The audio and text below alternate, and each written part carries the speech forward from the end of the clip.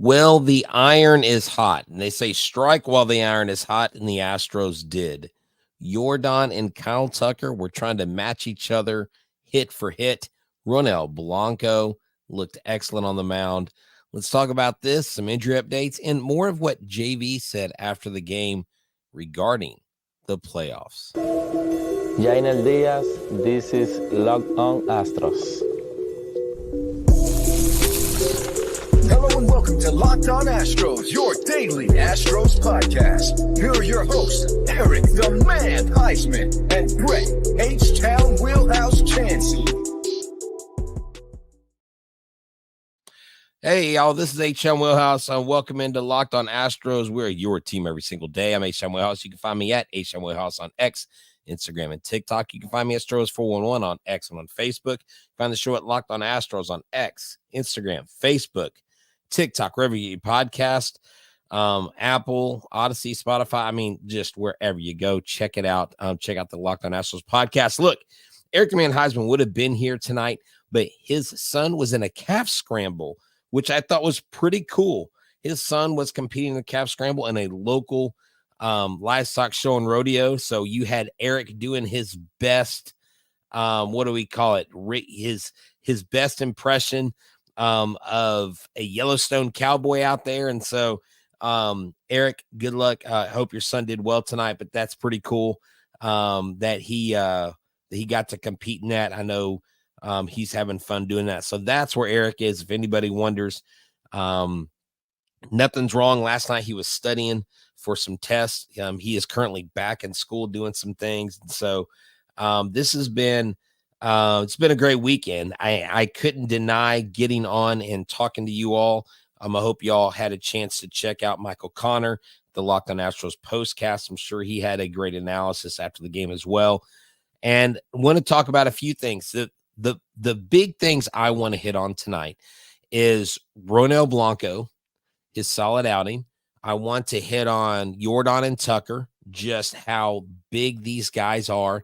And I want to talk about the four big midseason trades where Yusei Kikuchi has found him in a part of in a big part of Astros history and folklore, where the Astros since 2017 have made some amazing trades, but there's one that we include in it back in the late 90s, and you'll remember I'm going to talk a little bit about Randy Johnson. But look, let's get started. Ronel Blanco, I mean, this guy just goes out and absolutely shoves tonight. He looks great on the mound. Tonight he had 6 innings pitched, gave up 7 hits, 2 earned runs, 9 strikeouts, only 2 walks, 104 pitches, and 16 whiffs.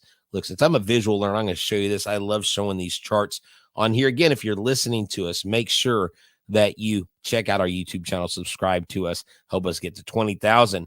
Right here, 16 swings and misses, 2 on his 4-seam fastball, 11 on his 21 sliders, 2 on his changeup, and 1 on the only curveball that he threw. 104 pitches.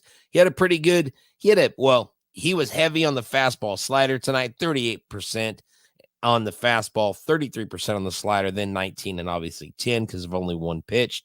But he looked really good tonight. He didn't look tired. He didn't look gassed. I mean, he got into the 6th inning, and you absolutely love to see that, because at the end of the day, what is the name of the game when you get to October? It's health. It's productivity. It's what can your pitchers do? And we saw Ronel Blanco go all the way through this season and then lately slow down, look tired. They gave him a rest, put him into the bullpen spot, took him out of that starting role for about a week, threw the 2 innings in that one game and looked superb and came back. And ever since, he's been great. And look, ever since Justin Verlander has returned to the rotation, everybody's pitching well.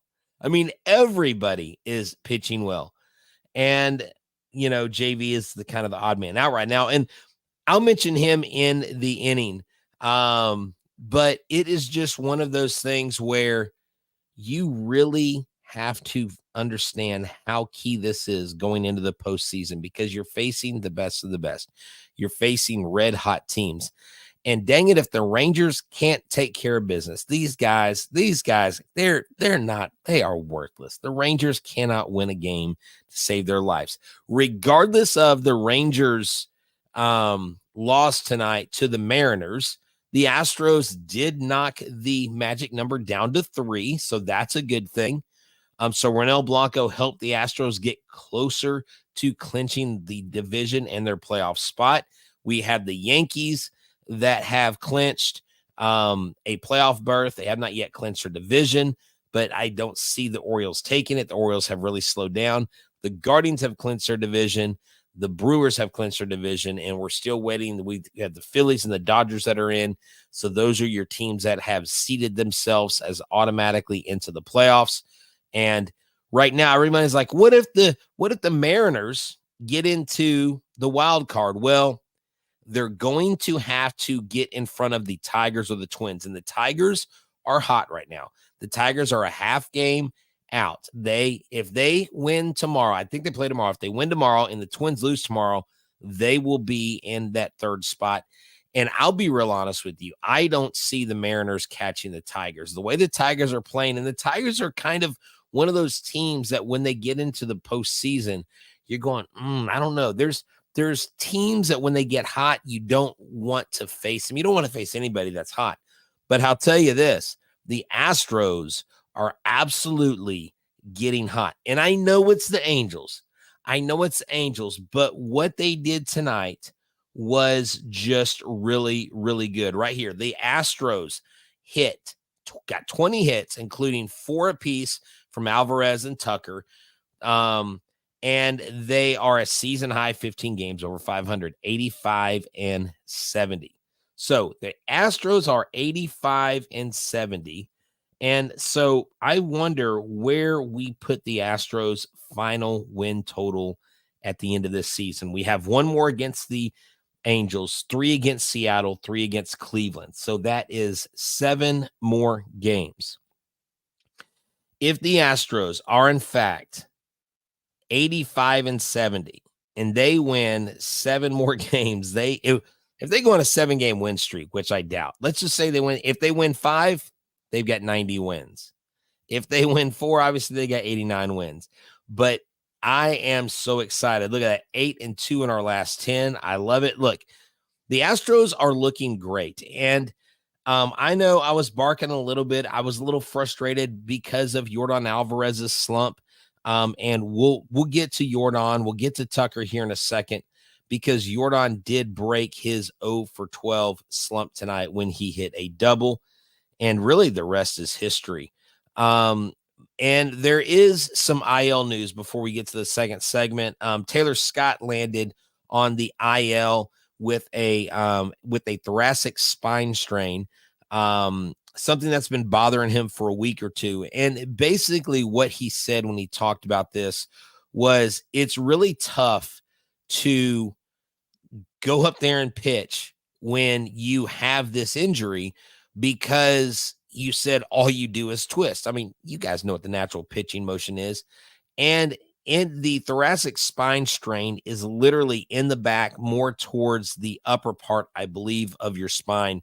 And so any turning, twisting, we know, I mean, you don't have to be a rocket surgeon to figure that out, right? So hopefully his injury won't last too long. Hopefully he can come back. Now, Seth Martinez came in. He didn't do great, but he, I guess, got the job done.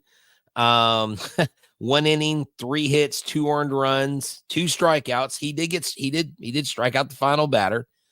But Martinez is going to have to step up. Martinez is going to have to come in and do better. You can't have Martinez coming out as a mid-relief guy because that's where he falls. He's not a back-end guy.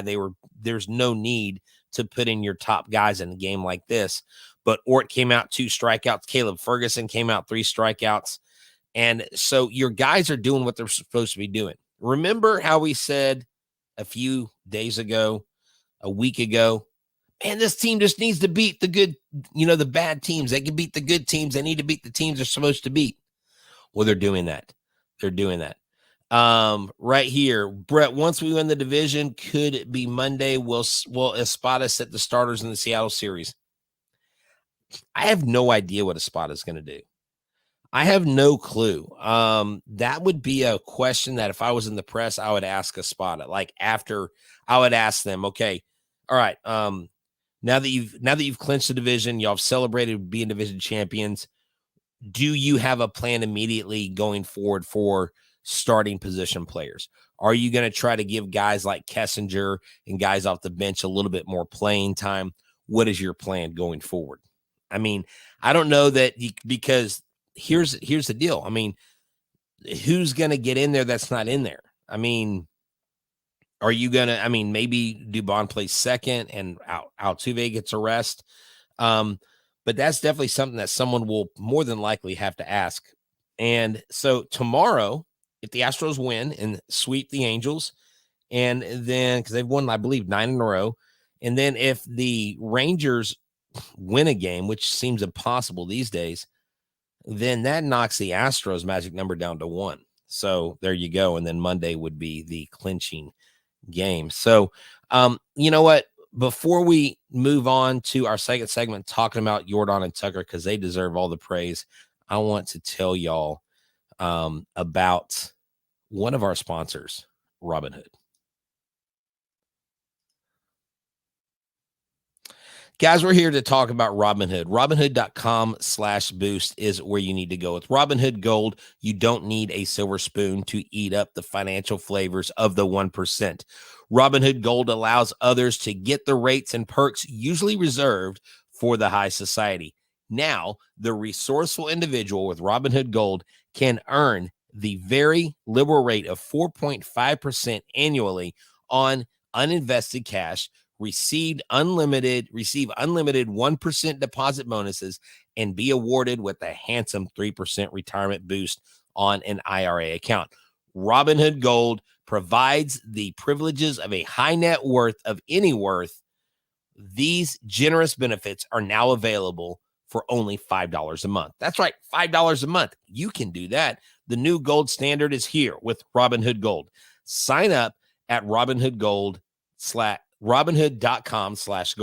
Terms apply. For product-specific disclosures, visit Robinhood.com/gold. Investing involves risk. Rate may change. Gold membership is offered by Robinhood Gold, LLC.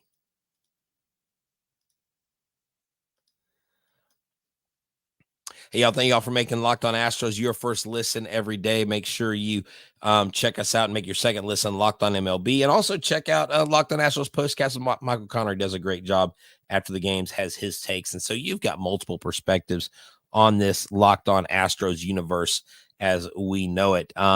So, look, I'm here. Eric the Man Heisman will be back this week. Again, he is at a calf scramble with this kid. That's pretty cool. I think that's a neat event. I love when youth get involved with stuff like that. Being around that crowd is a really, really huge benefit. Learning some life lessons there. Catch the calf. I don't know what life lesson I can throw in there. But let's talk about Tucker and Jordan, okay? Let me go back to this. Jordan Alvarez was in an 0 for 12 slump, okay? Unfreaking believable. These guys, what they did at the plate tonight was awesome, okay? Jordan Alvarez, 4 for 5, 2 runs, a double, a home run, an RBI. Kyle Tucker, 4 for 4, a run, a double, a home run, 2 RBI, 1 walk. No strikeouts. Only 1 strikeout for your first 4 batters. Now, Bregman did go 0 for 4, but he did get a walk, okay? You had Yanner Diaz, 2 for 5. He continues to hit. He's hitting 300. Jordan Alvarez leads the team with 300. Kyle Tucker now has an OPS of 1.010. You had Jeremy Pena go 2 for 4. Victor Caratini go 2 for 4. Jake Myers, who hasn't been hitting well lately, go 2 for 3 with 2 walks. And then Mauricio Dubon go 2 for 5. I mean, everybody hit. They even had to put in a position player I mean, and the position player hit those Altuve. He hit him with like a 60-something mile an hour curveball. It's like 61 miles an hour. And Altuve laughed all the way down, like, oh, man, my bad, dude. I'm sorry. Like, that was hilarious. I absolutely love that. But Yordan Alvarez and Kyle Tucker going back to back. And Joe Espada was asked after the game in the press conference, would you consider putting a right-hander in between Yordan Alvarez and Kyle Tucker? I thought this was an interesting question because if we remember back to the Dusty Baker era, he liked lefty, righty, lefty. Okay. And for all intents and purposes, it seemed to work out. Oh, yeah, we got to pay the king. Tuck is the king. That's right. And Orlando says Yordan needed Tucker back. Dude, Tucker being back is huge. But let me get back on my point before I get sidetracked here. He said, I don't intend to have a right-hander between these two lefties. And he said, the reason I don't think that is the best thing is because you've got the two best left-handed batters against left-handed pitching in the league. Why wouldn't you want them going back to back? If they bring in a left-handed pitcher to face Yordan, they have to face Kyle Tucker because of the 3-batter minimum. So there you go. So you know what? I'm willing to take back my opinion of Alvarez batting second. I think if everybody's hitting around him and maybe he's not going through a slump, and I think that was a recency bias, like he was in a slump, so I figured maybe do something different. But that's why Espada gets paid the big bucks. Look, that's why I go back to when Espada was hired. And I need to recap some of that. You know what? I think I'm going to do it. I think I'm going to recap and bring back a couple questions I was able to ask Espada during the season to kind of see where his mindset was and see where he is now. I think that would be a good back and forth comparison. But if this offense continues to get hot at the right time of the season, like now, the end of the season, I really think the sky is the limit. Look, I'm not worried about the Astros in the postseason. I want them to be consistent offensively. And if they can do that, I don't think there's anybody that can. I mean, look, yes, you can lose any game. You can be beat by anybody on any given day. But this team, with the focus they have, with the intentionality that they have, with the preparedness that they have, I mean, their experience alone, even the players that have been there for everything can share that knowledge with the younger players who haven't been there, and it's infectious. Winning is infectious, and I think they're going to I think they're going to get consistent, guys, and I really hope that when the Mariners get here that we are still consistent because the Mariners are playing right now really well. And you say what we want about the Rangers not being a good defender for us or helping us out. But the Mariners are playing good baseball right now, and they're exploiting a really bad Rangers team. And the Mariners should beat the Rangers. The Mariners shouldn't get beat by the Rangers. But tonight, they took care of the Rangers pretty handily, 8-4. And so you just wonder going into the Mariners series, there is no pitcher announced, but we will have Hunter Brown, Framber Valdez, and Yusei Kikuchi. I like our chances. I like our chances in those 3 games. Those 3 pitchers against the Mariners, I actually love our chances. But real quick, I want to kind of tease this a little bit. Then we'll talk about one of our second sponsor of the night. And then I want to end with our last segment, focusing on the 4 big mid-season trades. If you don't read Brian McTaggart's articles, you need to. And I cherry picked this idea from his article. Okay. But we've talked about it in pieces, but I wanted to bring it all together. And when I was reading McTaggart's article, I was like, you know what? This is what I've been saying, but it's all in one place. And so I want to bring that together and articulate that for you guys tonight, because I really think that it bodes. It definitely needs to get the nod. Kikuchi deserves to be I think, an elite company. And hey, if you follow me on TikTok or on Instagram, check out the video I posted. I posted about 4.5 minutes of the original press conference from when Justin Verlander came here. It's really cool. You'll have to go watch that to just go down memory lane. So let's talk about booking.com next. Hey everybody, it's Htown Wheelhouse, and booking.com is our other sponsor today. Book today at booking.com on the site or use the app booking.com. Let me tell you about booking.com. It is an amazing place that you can go and you can explore cities that you've always secretly wanted to explore. You know, you've wanted to look at San Diego. You know, you've wanted to go to New York and LA and Boston and Chicago, just the rival cities. You know, Milwaukee's an original rival with the Astros, even the Cardinals, St. Louis. So they have all kinds of options: hotels, bed and breakfast, vacation rentals, resorts, and so much more. Booking.com, you might just find the perfect stay even during the postseason. Maybe it's time to taste test your baseball competition stadium cuisine. Luckily on booking.com, you can find the stadium stay that's right for you.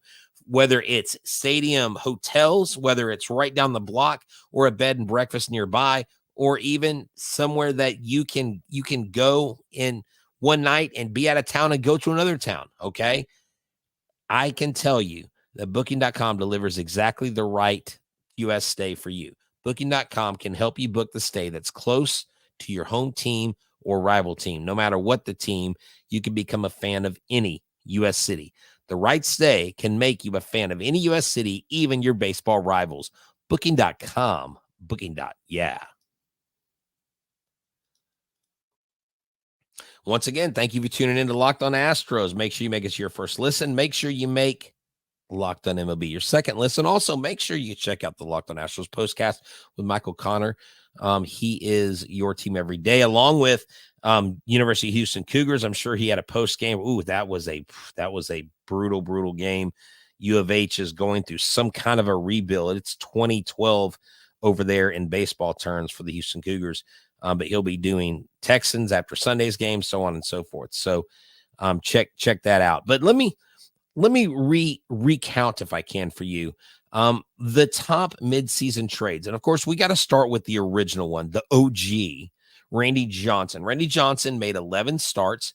He went 10-1 when he came to Houston. He had a 1.28 ERA. The Astrodome was filled every time he started. I remember that. I still remember my father going to the game and not inviting me. I still hold that over his head a little bit. But Randy Johnson came in. Unfortunately, they ran into the buzzsaw of the Padres. That team, I believe, could have won the World Series that year. Unfortunately, they did not. And then you had Justin Verlander. Justin Verlander went 5-0 when he came over with the 1.06 ERA. That year, he won both of his starts in the ALCS against the Yankees, being named the MVP of the ALCS. And then fast forward to 2019. Not Garrett Cole, because he wasn't Zach Greinke. Greinke was 8-1 with a 3.02 ERA in 10 regular season starts for the Astros in 2019. Nearly pitched him to the championship. I left the rest of that line off to keep you guys from pain. But there is a quote from Garrett Cole where he said, "I think he is one of the best pitchers of our generation." And then the fourth one comes in. And could the fourth one also have what I call the Verlander effect? Yusei Kikuchi. Yusei Kikuchi is 5-0. We know that he set a record with the team winning the first 9 starts in franchise history. No pitcher has had that success behind him, even though he's not 9-0. He's 5-0 with a 3.0 ERA, 9 starts. The opponent batting average is 189. We've chronicled that on here. His whip is .94. The 68 strikeouts, we talked about that as well, in 54 innings with Houston. Those 4 midseason trades are huge. And the Yusei Kikuchi, if you would have told me that the Kikuchi effect, as we call it, or the Yusei effect, would have had that same, would have had this kind of impact, I'd have been like, there's no way. Have you seen his stat line? Have you seen how he's pitched? And you know what? Yusei came in with the right mindset. He said, I want to win every game that I'm here. And I'm like, oh my gosh, that's right. That's right. So at the end of the day, Yusei Kikuchi may find himself in legendary status with the Astros. Right here. It's Brett, do you think Kikuchi will come back? I absolutely think that Yusei Kikuchi comes back, and you've got to make him an offer. You can't let this guy go. Okay. You can't let him go. He's too good. He's got high velocity stuff. He's got swing and miss stuff. He's got a repertoire. He's all business. He's fit in immediately. I mean, he's already endearing himself to the Astros families. They had the Astros wife's, fashion charity event, and his wife and his son were like the stars of the show. And so it's just one of those things where you absolutely love that Yusei Kikuchi is here. So of the big four, who would you say is the most impactful? I would say it's Justin Verlander because of the 2 World Series titles. But immediately looking right now, the amount of games that have been won, I think the most games up until Kikuchi was that Greinke. Now Kikuchi sees that there's more games. We see more games have been won under his belt. And again, more games have been given to the Astros in the W column than all 3 players that we traded to Toronto. Kikuchi better thank he better thank the Astros for making him look. Hey, I'm pretty sure Kikuchi is appreciative of coming over here. When you come into a championship ball club, and I rewatched that Justin Verlander presser, he said, man, I'm coming to winning baseball. I'm winning. This is a winning culture. This is a winning clubhouse. I'm excited about this. And so Justin Verlander said he got chills when he heard them announce his name and when he was announced officially as a part of the Houston Astros, when he was in the dugout. And then he said when he left the other night and he was talking with the press afterwards, he said to McTaggart and the crew, he said, that felt great to get that standing ovation. That felt great to have everybody in Houston behind me the way that they were. And so remember fire. Look, there were a lot of people that I never said fire Espada. Now let's see, which one of these things can I claim? I never said fire Espada. I never said fire Dana. I talked about trading Fromber, and I have already caveat and given my disclaimer. So Steely Bob, you've got to throw me a bone here, because when I said trade Framber, I was doing that when we were in the perils and in the depths of the season. And I thought, if you are sellers, Fromber would bring a big price. And I never said send Hunter Brown to Sugarland. And I never said Bregman was done. I know these things have been said. I'm just trying to clear my name for the record. Yes, I'll own the Fromber thing because you can't deny it. It's on video. You can clip it and show it to your friends. I don't care. But yeah, trading Fromber, again, that was taking your baby to the Riverwalk. I don't even know what that is. Is that what are y'all talking about over here?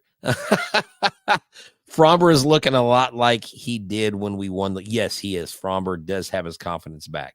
I need an attorney. Well, I want to represent myself. Okay. Speaking to the jury. All right. Here's my case. The Houston Astros came out of a funk that only 3 other teams have come out of, right?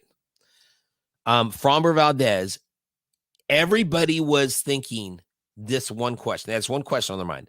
Are the Astros going to be sellers or buyers at the trade deadline? Now, a lot of people thought that the Astros were going to end up being sellers. Even I remember when MLB Network asked Dana Brown, are y'all going to be selling at the trade deadline? He's like, there's no way. And of course, even at the time, I thought he was being a little he's the GM. He's not going to throw his team under the bus guy. I didn't know how the Astros were going to get out of it because of the injuries, because of everything going on. So my only contention was, if you're going to just let him walk when he's at the end of his career and he has value, can you get something in return and trade him? That was my only contention. Fromber, I hope that he fixes himself in a way that he doesn't go through long slumps. Oh yeah. Oh no. Oh, John, this isn't me like trying to, thanks, John. I appreciate you, brother. I'm not necessarily talking to the haters. I'm just trying to make it make sense, because I look back on some of the things I say, and guys, I don't know about you, but I am my toughest critic. I go back and I actually listen to these shows and I go, oh man, you said that. Oh, you didn't say this. You didn't make this point. And so I'm always looking at ways to keep it 100. You know what I'm saying? When are we going to see? We're going to see Jay Hay do something this postseason, some postseason magic. I hope so. Because like y'all were talking earlier, Gamble is done. He's got a fractured fibula. I believe he's out for the season. McCormick is almost swinging a bat. That's an injury update. Almost swinging a bat. Taylor Scott, they just have to see. It's a field thing. Look at that. John's like, look, hey, man, I'm like that. No worries, man. You guys, look, I can't even begin to thank you. Eric and I talk about it all the time. When the show is done, we brag about how amazing our audience is, our listening audience. We get messages all the time, and I want to sit on this for a second, because I want to go not too deep and not to get too sentimental, but you don't know how many messages we get on a weekly basis. I get DMs all the time about people telling me on the way to work, I listen to you guys every day. When you guys have a show and I'm down about something, you guys bring me up because y'all keep it 100, hey, Brett, you're real. Hey, you know what? You and Eric go back and forth, and I love that. And y'all got each other's back, and we try to bring you guys the best content. Now there's a lot of other things we get that we're not going to broadcast and telecast out there, and some stuff that you would be shocked what people are willing to say. We call them the keyboard warriors, but those aren't the things that motivate us. We're motivated by you, the fans, you, the listeners. That's why we're able to have our first ever Locked on Astros event. Next year, we're going to do a big one. I haven't looked into it yet, but we will, before the season's over, talk about a tentative date for a Rockets game. Locked on Astros taking over the Houston Rockets. We'll go do that. Well, I'll see if we can meet up with the Locked on Rockets host, Jackson Gatlin. Maybe Jackson will take a picture with us. That would be really cool. But seriously, thank y'all so much for everything, for subscribing to us, for listening to us, for being here every single day. And look, even those of y'all that make comments and say, hey, man, food for thought. We think about this. Hey, you said this, but I don't understand that. I love the discussions. I love the back and forth. Why? Because even though I may be a teacher by trade, I'm always a student. And I learned that from one of my professors in college, Dr. Wallace Roark. I said, how are you so smart? And he said, because I've never become a teacher. I've never stopped being a student. That's awesome. So you know what? This is life. This is a wonderful life. Be thankful for the breath that you have. On Sunday, if you're listening, if you go to a place of worship, make sure that you give thanks to God. Make sure that you hug your family, and that you realize that every day we have is precious. And we thank you so much from the bottom of our heart. This is the best gig on the planet. I am so thankful for y'all. I love this. I love this. It's not even a job. It's a blast. And let me tell you, folks, the run is not over. New York Yankees, we might just give you another dose of that Htown medicine. Look, I'm Htown Wheelhouse, Locked on Astros. For myself, Eric Van Heisman, everyone here at Locked on Astros. Don't forget to subscribe to us. Make us your team every single day.